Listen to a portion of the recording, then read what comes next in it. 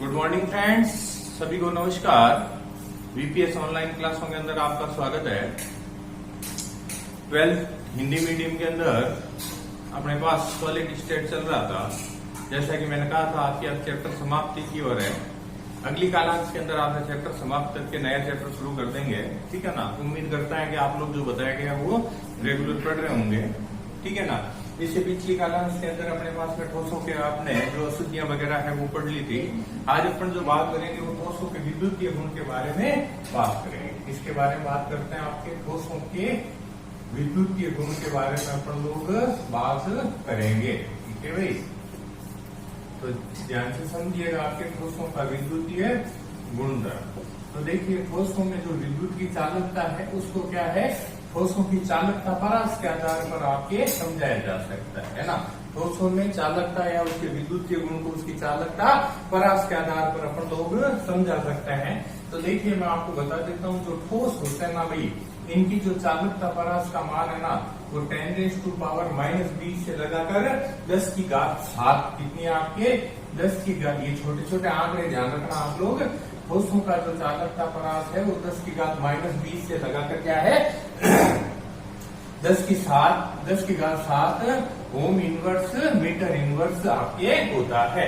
ये चालकता परास की यूनिट है, ध्यान रखना, ओम इनवर्स मीटर इनवर्स। तो ठोसों की जो चालकता परास का मान है वो कितना होता है, 10⁻⁻20 से 10⁻7 ओम इनवर्स मीटर इनवर्स होता है।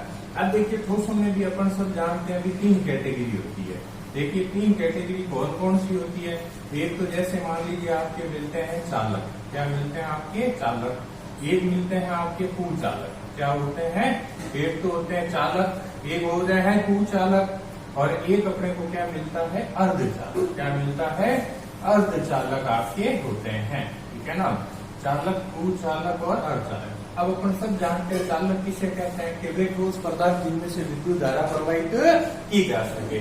वे ठोस पदार्थ जिनमें से विद्युत धारा प्रवाहित की जा सके क्या कहलाते हैं, चालक कहलाते हैं। और चालकों की जो चालकता परास का मान है वो 10⁴ से लगाकर 10⁻⁷ आपके 7 ओम इनवर्स मीटर इनवर्स होता है। चालकों की चालकता परास का मान कितना है, 10⁻⁷ से लगाकर 10⁻⁴ से लगाकर 10⁻⁷ ओम इनवर्स मीटर इनवर्स होता है। अब आपको कोई कहे कि चालकों के उदाहरण बताओ, तो आप सब जानते हो जितने भी मेटल्स होते हैं, जितनी भी धातुएं हैं, वो सब क्या होती है, आपके चालक होती है। जितनी भी धातुएं हैं, जैसे मान लीजिए लोहा वगैरह है, कॉपर वगैरह है ना, सिल्वर वगैरह है, ये सब किस कैटेगरी के अंदर आती है, चालकों के अंदर ये आपके आती है। अब बात करते हैं कुचालकों की। किसकी बात करते हैं, कुचालक। अब जैसा कि अपन सब जानते हैं, कुचालक किसे कहते हैं भाई आपके, वे ठोस पदार्थ जिनमें से विद्युत धारा प्रवाहित नहीं की जा सके, क्या कहलाते हैं, कुचालक कहलाते हैं। वे ठोस पदार्थ जिनमें से विद्युत धारा प्रवाहित नहीं की जा सके क्या कहलाते हैं, कुचालक आपके कहलाते हैं। कुचालकों की जो चालकता परास का मान होता है वो होता है 10⁻⁻20 से लगाकर 10⁻⁻10, ठीक है। कुचालकों की चालकता परास का मान क्या है, 10⁻⁻20 से 10⁻⁻10 ओम इनवर्स मीटर इनवर्स। क्या होता है, ओम इनवर्स मीटर इनवर्स आपके होती है। अब आपको पूछे कुचालक के एग्जाम्पल, तो कोई भी दे सकते हो। कुचालक के एग्जाम्पल के अंदर क्या दोगे, बोलिए। कुचालक के अंदर जैसे प्लास्टिक हो सकता है, रबड़ है, लकड़ी वगैरह है, सूखी लकड़ी, याद रखें, प्लास्टिक है, रबड़ है, सूखी लकड़ी वगैरह है। ये किस कैटेगरी के अंदर आती है भाई, ये आपकी आती है कुचालकों के अंदर। किसमें आती है, कुचालकों के अंदर आपके आती है, ठीक है। उसके बाद में अब बात करते हैं अर्धचालक की। किसकी बात करते हैं, अर्धचालक की। देखिए, अर्धचालक किसे कहते हैं, अपन सब जानते हैं कि चालकों और कुचालकों के जो मध्य होते हैं वो क्या कहलाते हैं, अर्धचालक होते हैं। तो अर्धचालकों की चालकता परास का मान होता है 10⁻⁻6 से 10⁻⁴, 10⁻⁻6 से 10⁻⁴ ओम इनवर्स मीटर इनवर्स आपके होता है। तो ये 3 कैटेगरी होती है। हाँ, अर्धचालक के एग्जाम्पल की बात करें तो आप सब जानते हैं, फिजिक्स पढ़ते हैं, केमिस्ट्री पढ़ते हैं, अर्धचालकों का जो शानदार उदाहरण है वो आपके जर्मेनियम क्या है, सिलिकॉन। क्या मिलता है, जर्मेनियम व सिलिकॉन जो होता है वो सेमीकंडक्टर होता है, अर्धचालक आपके होते हैं। ठीक है भाई, तो ये है आपके ठोसों में विद्युतीय गुण। फिर से सुन लीजिए, ठोसों में विद्युतीय गुणों की जो व्याख्या है वो उनकी चालकता परास के आधार पर की जा सकती है। ठीक है ना, जैसे चालक है, चालक की चालकता परास का मान 10⁴ से लगाकर 10⁷ ओम इनवर्स मीटर इनवर्स। उदाहरण धातु में है, लोहा है, कॉपर है, चांदी है। कुछ चालकों की चालकता परास 10⁻⁻20 से 10⁻⁻10 ओम इनवर्स मीटर इनवर्स होता है। प्लास्टिक, रबड़, सूखी लकड़ी वगैरह है आपके। ठीक है ना, उसके बाद में आपको बता रहा हूँ अर्धचालक 10⁻⁻6 से 10⁴ ओम इनवर्स मीटर इनवर्स होता है। जर्मेनियम, सिलिकॉन इसके एग्जाम। तो ये छोटा सवाल बोर्ड में आपके आया हुआ है, चालकता परास का मान।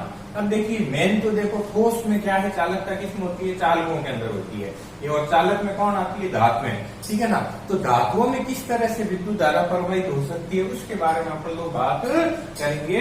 तो अपने पास में आपका अगली जो है वो है आपकी धातुओं में आपके चालकता की क्रियाविधि। अगला टॉपिक कौन सा है, धातुओं में किसकी आपके चालकता की क्रियाविधि की अपन लोग बात करते हैं। ठीक है भाई,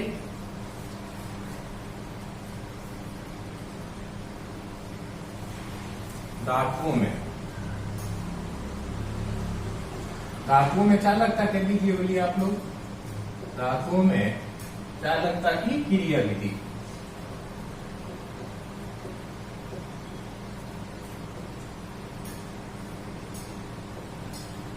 तो जैसा कि अभी मैंने आपको एक बात कही थी, धातुएं जो होती है, और ये बात नई नहीं है, अपन ये शुरू से पढ़ते आए हैं कि धातुएं विद्युत की क्या होती है, सुचालक होती है। धातुएं विद्युत की क्या होती है, सुचालक होती है। क्यों होती है अपन ये भी जानते हैं। धातुएं जितनी भी होती है ना बेटे, इनके संयोजी कोश में क्या पाया जाता है, मुक्त इलेक्ट्रॉन पाया जाता है। धातुएं विद्युत की सुचालक होती है। क्यों होती है, क्योंकि इनके संयोजी कोश में क्या मिलता है अपने को, मुक्त इलेक्ट्रॉन आपके पाया जाता है। क्या पाया जाता है, मुक्त इलेक्ट्रॉन इनके संयोजी कोश में आपके पाया जाता है। इसीलिए विद्युत की क्या होती है आपके सुचालक। लेकिन यहाँ पर अपन धातुओं में जो चालकत्व या इनकी चालकता की जो क्रियाविधि है ना, वो अपन क्या है आपके बैंड सिद्धांत के आधार पर बताऊंगा। किसके आधार पर बताया जाएगा आपको, बैंड सिद्धांत के आधार पर आपके बता रहा हूँ। ठीक है ना भाई, कौन से सिद्धांत के आधार पर, बैंड सिद्धांत के आधार पर आपको बता रहा हूं। कैसे, देखिए मैं आपके 2-3 डायग्राम बना रहा हूं।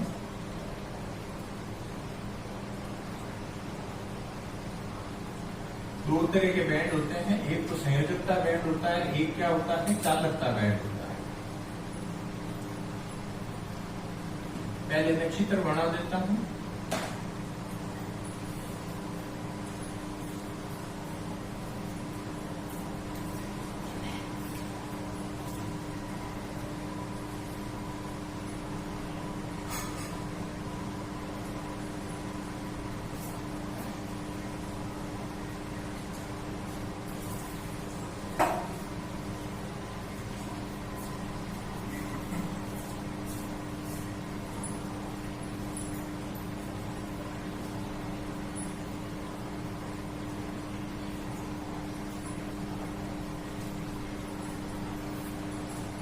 ठीक है, ये 3 डायग्राम मैंने आपके बनाए हैं। तो देखिए सबसे पहले तो मैं बता देता हूँ, 2 तरह के बैंड बनते हैं। ये जो बैंड है ये कहलाता है आपका संयोजकता बैंड। नीचे वाला कौन सा होता है, संयोजकता बैंड है, और ऊपर वाला जो है वो कहलाता है चालकता बैंड। कौन सा कहलाता है, चालकता बैंड आपके कहलाता है। ठीक है ना। अब देखो एक बात बताऊं मैं, कैसे बैंड का निर्माण होता है। आपको मैंने 11वीं क्लास में बताया था कि जब परमाणु कक्षक आपस में मिलकर आणविक कक्षकों का निर्माण करते हैं। कौन से कक्षक मिलकर, परमाणु कक्षक मिलकर किसका निर्माण करते हैं, आणविक कक्षकों का निर्माण करते हैं। इन आणविक कक्षकों में क्या है, ऊर्जा अंतराल का मान कम होने की वजह से एक बैंड का निर्माण होता है। फिर से सुनिए, परमाणु कक्षक मिलकर किसका निर्माण करते हैं, आणविक कक्षकों का निर्माण करते हैं। इन आणविक कक्षकों में बैंड अंतराल का मान कम होता है, जिसकी वजह से एक बैंड बनता है। ऊर्जा अंतराल का मान कम होता है, जिसकी वजह से एक बैंड बनता है, जिसे संयोजकता बैंड कहते हैं। आपको थोड़ा सा रिमाइंड करवाना चाहूंगा, याद होगा आपको 11वीं क्लास में मैंने इस तरह के कुछ डायग्राम बनाए थे। आ रहा है 1s 2s के 5वें पार्ट के अंदर आपको पढ़ाए थे मैंने। ठीक है ना। इसमें ये आपके परमाणु कक्षक थे और ये मिलकर किसका निर्माण हुआ था बेटे? आणविक कक्षकों का क्या हुआ था? निर्माण हुआ था। परमाणु कक्षक मिलकर क्या बनाए थे? आणविक कक्षक आपके बनते थे। और इन आणविक कक्षकों से क्या है आपके? इसका निर्माण है संयोजकता बैंड। अब आपको बताऊं, इस संयोजकता बैंड में जब इलेक्ट्रॉन होता है वो गति करके जब उच्च ऊर्जा स्तर में चला जाता है, संयोजकता बैंड से इलेक्ट्रॉन गति करके उच्च ऊर्जा स्तर में जाता है ना, उस उच्च ऊर्जा स्तर को क्या कहते हैं? चालकता बैंड कहते हैं। संयोजकता बैंड से इलेक्ट्रॉन किस में जाता है? चालकता बैंड में, ठीक है ना। अब एक और बात याद रखें, इस संयोजकता बैंड और चालकता बैंड के बीच की जो दूरी है, जैसे ये दूरी है, ये दूरी कहलाती है बैंड अंतराल। क्या कहलाती है? बैंड अंतराल। संयोजकता बैंड व चालकता बैंड के जो बीच की दूरी है वो क्या कहलाती है? बैंड अंतराल आपके कहलाती है। अब देखिए, इसमें बैंड अंतराल बिल्कुल 0 बताया हुआ, इसमें बैंड अंतराल कम बताया हुआ, इसमें बैंड अंतराल बहुत ज्यादा बताया हुआ। तो आप बता सकते हैं इसमें कौन सा चित्र चालक का है, इसमें कौन सा अर्धचालक का है, कौन सा कुचालक का है। तो देखिए, इसमें बैंड अंतराल 0 है, यानी इलेक्ट्रॉन आसानी से संयोजकता बैंड से चालकता बैंड में जा सकता है। तो ये डायग्राम किसका है? अभी चालकों का है। किसका है? चालक का, ठीक है। इसमें देखिए बैंड अंतराल थोड़ा कम है, लेकिन ऊर्जा देंगे तो इलेक्ट्रॉन जा सकता है। तो ये हो गया आपके अर्धचालकों का। किसका हो गया? ये डायग्राम किसका हो गया? अभी अर्धचालकों का आपके हो गया। और नेक्स्ट डायग्राम अपने आप में खुद अपनी कहानी कह रहा है, ठीक है ना। तो बैंड अंतराल इसमें बहुत ज्यादा है, इलेक्ट्रॉन नहीं जा सकते। तो ये डायग्राम किसका हो गया? कुचालकों का। किसका हो जाता है? आपके कुचालकों का आपके हो जाता है। समझ रहे हो भी बात को? ये किसका हो जाता है? आपके कुचालकों। तो चालकों में बैंड अंतराल का मान 0 होता है, अर्धचालकों में बैंड अंतराल का मान कम होता है, ठीक है ना। और कुचालकों में बैंड अंतराल का मान बहुत ज्यादा होता है। अब ये जो बैंड अंतराल है ना भाई, इसे अपन लोग ऊर्जा अंतराल भी कह सकते हैं, इसे वर्जित क्षेत्र भी कह सकते हैं। याद रखें, बैंड अंतराल को क्या कह सकते हैं अपन लोग? ऊर्जा अंतराल भी कह सकते हैं, या इसे क्या कह सकते हैं? वर्जित क्षेत्र भी कह सकते हैं। क्या कह सकते हैं इसे? वर्जित क्षेत्र के नाम से भी अपन लोग जानते हैं। तो ये होता है अभी धातुओं में चालकता की क्रिया। फिर से सुन लीजिए, धातुएं विद्युत की सुचालक होती है क्योंकि इनके संयोजी कोश में मुक्त इलेक्ट्रॉन आपके होता है। अब यहाँ पर धातु में चालकता को किसके आधार पर बता रहे हैं? भेद सिद्धांत के आधार पर बता रहे हैं। अब धातुएं जो होती है ना, वो ठोस अवस्था में भी विद्युत की सुचालक है और द्रव अवस्था में भी क्या होती है? सुचालक आपके होती है, ठीक है ना। अब जैसे दो बैंड है, संयोजकता बैंड और चालकता बैंड। जब परमाणु कक्षक मिलकर आणविक कक्षक बनाते हैं तो उस समय ऊर्जा अंतराल कम होने की वजह से एक बैंड बनता है जिसे संयोजकता बैंड कहते हैं। अब इलेक्ट्रॉन आपके संयोजकता से जब उच्च ऊर्जा स्तर में जाता है, अर्थात चालकता बैंड में जाता है, तो उस समय ये क्या आपने कंडक्टिविटी दे सकते हैं। दूसरी बात, संयोजकता बैंड और चालकता बैंड के जो बीच की दूरी है उसे क्या कहते हैं? बैंड अंतराल, या क्या कहते हैं? ऊर्जा अंतराल या वर्जित क्षेत्र अपन लोग कहते हैं, ठीक है भाई। चालकों में बैंड अंतराल कम होता है, 0 होता है, अर्धचालकों में थोड़ा कम होता है, और कुचालकों में बैंड अंतराल का मान क्या होता है बेटे? बहुत ज्यादा आपके होता है, ठीक है ना। जिसकी वजह से आपके उनमें विद्युत धारा प्रवाहित आपके नहीं, इलेक्ट्रॉन आसानी से नहीं जा सकेगा, तो विद्युत धारा क्या है? प्रवाहित आपके नहीं हो सकती। तो ये कहलाती है धातुओं में चालकता की विधि। तो दो बातें बताई, एक तो बताई ठोसों में चालकता, और फिर ठोसों में भी किसमें? धातुओं में आपको क्या बताई गई? चालकता बताई गई। इस तरह से आपके किसमें? धातुओं में विद्युत चालन हो गया। अब अपन बात करते हैं अर्धचालकों में विद्युत चालन। इसमें बात करेंगे अर्धचालकों में विद्युत चालन की बात करेंगे। अर्धचालकों में विद्युत चालन, तो ये आधा टॉपिक आज बता पाऊंगा, आज नेक्स्ट क्लास में फटाफट अपन खत्म करेंगे। देखिए, अर्धचालकों में विद्युत चालन, जैसा कि अभी मैंने आपको बताया था, अर्धचालकों में क्या है आपके, अपन सभी जानते हैं। इसके सबसे बढ़िया जो एग्जाम्पल क्या बताए थे? जर्मेनियम को क्या बताए थे? सिलिकॉन बताए थे। मेरी बात को बड़ा गौर गंभीरता से सुनिएगा। जर्मेनियम और सिलिकॉन क्या होते हैं? आपके दो अर्धचालक होते हैं। अब एक बात बताओ, वैसे तो ये कुचालक होते हैं, लेकिन इनको अर्धचालकों में कन्वर्ट करना पड़ता है। एक्चुअली में जर्मेनियम और सिलिकॉन क्या होते हैं? चतुसंयोजी होते हैं। क्या होते हैं आपके? चतुसंयोजी होते हैं। इनमें 4 सहसंयोजक बंध पाए जाते हैं। चतुसंयोजी है, इनमें कितने आपके? 4 सहसंयोजक बंध आपके पाए जाते हैं, ठीक है ना। अर्थात इनमें कोई मुक्त इलेक्ट्रॉन नहीं होता, इनमें मुक्त इलेक्ट्रॉन क्या है आपके? नहीं पाया जाता। इसीलिए विद्युत के क्या होते हैं आपके कुचालक होते हैं। इनको अर्धचालकों में कन्वर्ट करना पड़ेगा, भी बताऊंगा, ठीक है ना। चतुसंयोजी है, 4 सहसंयोजक बंध है, कोई मुक्त इलेक्ट्रॉन आपके नहीं होते। और आपको बताऊं, इनमें संकर याद रखना आपके हीरे के समान इनमें sp3 संकरण होता है। हीरा भी याद है चतुसंयोजी होता है, ठीक है ना। संकरण कौन सा होता है? sp3 संकरण आपके होता है। एक और खास बात ध्यान रखना, सिलिकॉन और जर्मेनियम का जो बैंड अंतराल है वो लगभग आपके क्या है? 68। जर्मेनियम में तो कितना होता है? ये 68 किलो जूल प्रति मोल के आसपास आपके होता है। और जर्मेनियम में होता है 106। कितना होता है? 106, 106। मैंने कहा ना ऊर्जा अंतराल, इसीलिए मैंने किलो जूल प्रति मोल में दिया है। क्या होता है? 106 किलो जूल प्रति मोल होता है। ये छोटा सवाल है, ध्यान रखना भाई, ठीक है। तो अब ये जो में है, फिर से सुन लीजिए, जर्मेनियम और सिलिकॉन चतुसंयोजी होते हैं, 4 सहसंयोजक बंध होते हैं, कोई मुक्त इलेक्ट्रॉन नहीं होता है। हीरे के समान sp3 संकरण होता है। बैंड अंतराल का मान 68 किलो जूल प्रति मोल से 106 किलो जूल प्रति मोल के आसपास बेटे इसमें होता है, ठीक है ना। अब आपको मैं बताऊं, ये तो चीज जनरल बातें हो गई। अब इनको अर्धचालकों में कैसे कन्वर्ट किया जाए, या अपन यूं कह सकते हैं टाइप ऑफ अर्धचालक। इसकी बात करें, टाइप ऑफ अर्धचालक, अर्धचालकों के प्रकार की बात करते हैं तो 2 प्रकार के अर्धचालक कितने प्रकार के मिलेंगे भाई? 2 प्रकार के अर्धचालक अपने को मिलते हैं। एक तो होता है बेटे डोपिंग अर्ध। आपको फिजिक्स में भी पढ़ना पड़ेगा ये टॉपिक, याद रखना। आपके फिजिक्स में पूरा सेमीकंडक्टर, पूरा अर्धचालक चैप्टर है, बहुत लंबा चैप्टर है आपके फिजिक्स के अंदर, लेकिन अपने यहाँ तो जनरल बात है। तो 2 प्रकार के अर्धचालक होते हैं। एक तो होता है बेटा डोपिंग अर्धचालक। कौन सा होता है? डोपिंग अर्धचालक। और दूसरा होता है नेज अर्धचालक। दूसरा कौन सा होता है? नेज अर्धचालक आपके होते हैं। Semiconductor is 2 type. क्या कहा मैंने? 2 प्रकार के। एक होते हैं डोपिंग अर्धचालक और एक क्या होते हैं?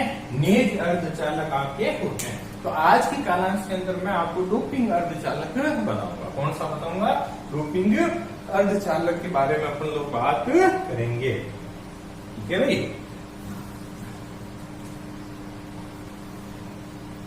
तो देखिए, डोपिंग अर्धचालक क्या चीज होती है। तो पहला है अपने पास में डोपिंग अर्धचालक। इसके डायग्राम बहुत बार आते हैं भाई, याद रखना। डोपिंग अर्धचालक, तो देखो, जब किसी कुचालक पदार्थ में बाहर से अशुद्धि मिलाकर, क्या कहा मैंने आपके? जब किसी कुचालक में बाहर से अशुद्धि मिलाकर उसको अर्धचालक में बदला जाए तो उसे अपन क्या कहते हैं? डोपिंग अर्धचालक कहते हैं। क्या कहा मैंने? जब किसी कुचालक में बाहर से अशुद्धि मिलाकर, बाहर से क्या मिलाकर? अशुद्धि मिलाकर उसे कुचालक में बदला जाए तो उसे अपन क्या कहते हैं? डोपिंग अर्धचालक कहते हैं, ठीक है भाई। अब ये जो डोपिंग अर्धचालक होते हैं, अगेन 2 टाइप। कितने प्रकार के? ये खुद 2 प्रकार के होते हैं। 2 प्रकार के कौन कौन से? पहला ए होता है N प्रकार का अर्धचालक। कौन सा होता है? N प्रकार का अर्धचालक। सब जानते हो, N और P 2 तरह के होते हैं। एक पहला कौन सा हो गया? N प्रकार का क्या होता है? अर्धचालक होता है, ठीक है ना भी, याद रखना। इसे अपन लोग इलेक्ट्रॉन दाता अशुद्धियां भी कहते हैं। क्या कहते हैं? इलेक्ट्रॉन दाता। अब देखिए, ध्यान से समझना, N प्रकार का अर्धचालक क्या चीज है, कैसे N प्रकार का अर्धचालक बनता है। तो सबसे पहले तो 2 बातें बार बार रिपीट करूंगा। जर्मेनियम व सिलिकॉन, अभी मैंने क्या कहा बेटे? ये चतुसंयोजी होते हैं। इनकी संयोजकता का मान कितना होता है? 4 होता है। चतुसंयोजी है, संयोजकता कितनी है? 4 है। और बताऊं, आवर्त सारणी में 14वें वर्ग के एलिमेंट्स हैं। कौन से वर्ग के हैं? 14वें वर्ग के एलिमेंट होते हैं। अभी मैंने कहा इसमें 4 सहसंयोजक बंध होते हैं, कोई मुक्त इलेक्ट्रॉन नहीं होता, इसलिए विद्युत के कुचालक। क्या कहा मैंने आपके? कितने? 4 सहसंयोजक बंद होते हैं, कोई मुक्त इलेक्ट्रॉन इनके अंदर आपके नहीं पाया जाता, इसीलिए विद्युत के कुचालक। अब इनको अर्धचालकों में कैसे कन्वर्ट किया जाए? तो मेरी बात को यहाँ बहुत गंभीरता से समझना। पूरे में ये पॉइंट बहुत बार बोर्ड ने पूछ सकता है। अगर चतुसंयोजी जर्मेनियम व सिलिकॉन में इनसे उच्च संयोजकता वाली अशुद्धि मिला दी जाए, क्या कहा? मेरी बात को ध्यान से सुनना। चतुसंयोजी जर्मेनियम व सिलिकॉन में क्या कहा मैंने?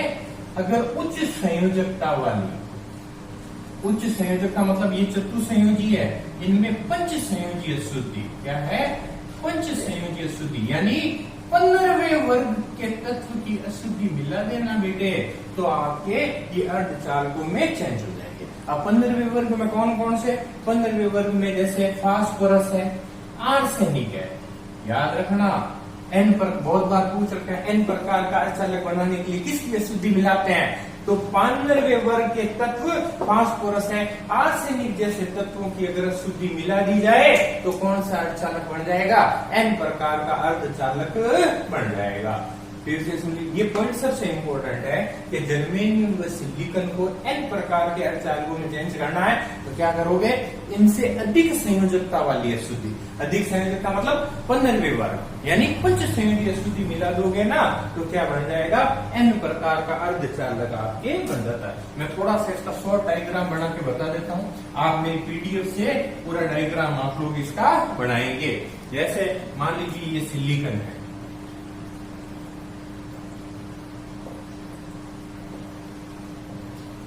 सिलिकॉन, जर्मेनियम, कुछ भी आप लोग ले सकते हो, ठीक है ना भाई।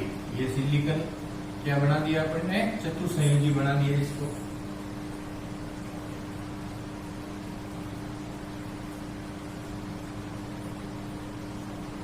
चित्र को थोड़ा बड़ा बनाना आपके,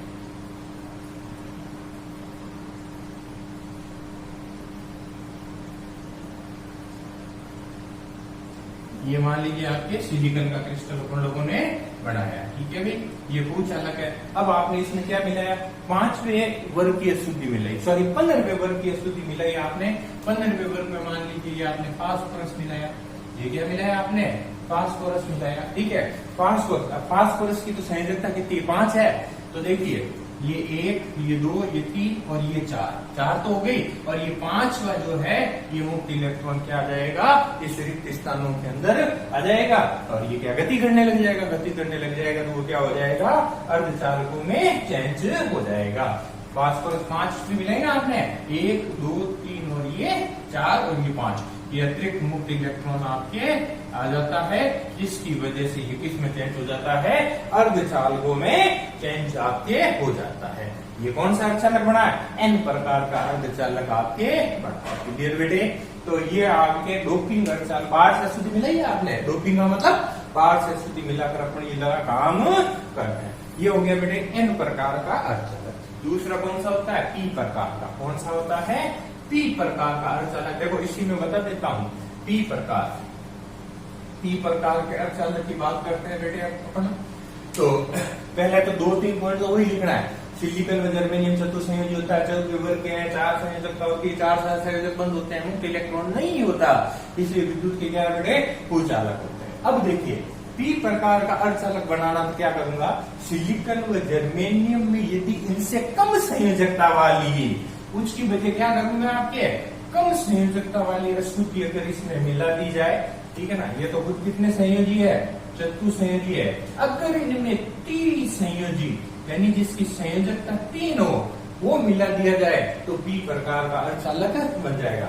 यानी ये 14वें वर्ग के हैं, इनमें यदि 13वें वर्ग के तत्वों की अशुद्धि मिला दी जाए, किसकी मिला दी जाए, 13वें वर्ग के तत्वों की अशुद्धि अगर इनमें मिला दी जाए तो आपके कौन सा बन जाएगा, पी प्रकार। 13वें वर्ग में याद है 13वां वर्ग है, बैंगन, आलू, गाजर, थैली, ठीक है, बोरोन है, एल्यूमिनियम जैसे तत्वों की अगर अशुद्धि मिला दी जाए तो क्या बन जाएगा, पी प्रकार का अर्धचालक बन जाएगा। अरे भाई साहब 14वें में 15वें की मिलाओगे तो एन बढ़ेगा, 14वें में 13वें की अशुद्धि मिलाओगे तो पी प्रकार का अर्धचालक बनेगा। अब इस चित्र में चेंज करना हो तो क्या करोगे बेटे, जैसे मान लीजिए ये सेंस सिलिकॉन का लो, जर्मेनियम किसी का लो, ये अब आपने 13वें वर्ग की मान लीजिए बोरोन मिला दिया, क्या मिला दिया, बोरोन अपन ने मिला दिया, ठीक है, बोरोन मिलाते हैं। बोरोन की सिलिकॉन की तो 4 होती है, 1, 2, 3, 4, लेकिन यहाँ बोरोन आ गया, बोरोन तो 3 संयोजी होता है, 1, 2, 3, फिर यहाँ क्या होगा, एक आपके रिक्त स्थान उपलब्ध हो जाएगा। आगे बात सुन में रिक्त छिद्र उत्पन्न हो जाएगा, आगे बात सुन, ये छिद्र भी गति करता है, जिसकी वजह से आपके ये किसमें चेंज हो जाता है, अर्धचालकों में चेंज हो जाता है। तो अपने को यही विशेष बात ध्यान रखनी है बेटे, कौन सी, कि पंचसंयोजी अशुद्धि मिलाओगे, पंचसंयोजी अशुद्धि में कौन सी बताई, आर्सेनिक और फास्फोरस। त्रिसंयोजी अशुद्धि में कौन सी बताई, बोरोन और एल्यूमिनियम। तो ये N और P प्रकार के अर्धचालक बेटे काफी इंपॉर्टेंट होते हैं, इनको अच्छी तरह से आप लोग पढ़ें, अच्छे डायग्राम बनाएं और पीडीएफ से लिखें, आप लोग समझे बोर्ड से अच्छी तरह से और पीडीएफ अच्छी तरह से नोट करें, क्योंकि उसमें आपको हर पॉइंट मिल जाएगा। ठीक है भाई, अब अपने पास जो नेक्स्ट क्लास होगी उसमें ये चैप्टर खत्म कर दूंगा। ठीक है भाई, एक जो बचा हुआ इसका नेज वो पढ़ाते हुए, क्योंकि को ज्यादा लंबा वीडियो बना नहीं सकते, बाकी तो मैं खत्म कर देता। कारण क्या है, एक आधे घंटे का वीडियो बनाते हैं, हमें कम से कम उसमें 2-2.5 घंटे लगते हैं। उसको बनाना होता है, उसको एडिट करना होता है, उसको कंप्रेस करना होता है, उसमें बहुत टाइम लगता है। ठीक है ना, तो जो बताया उसको अच्छी तरह से पढ़ें। अगले पीरियड के अंदर नेज अर्धचालक बताना है और फिर ठोसों के चुंबकीय गुण पढ़ते हुए अपनी बात को क्या करेंगे, इस चैप्टर के अंदर समाप्त करेंगे। ठीक है भाई, तो अच्छी तरह से आप कॉपी के अंदर इसको नोट करें। ठीक है, धन्यवाद। आज के क्लास के अंदर इतना ही।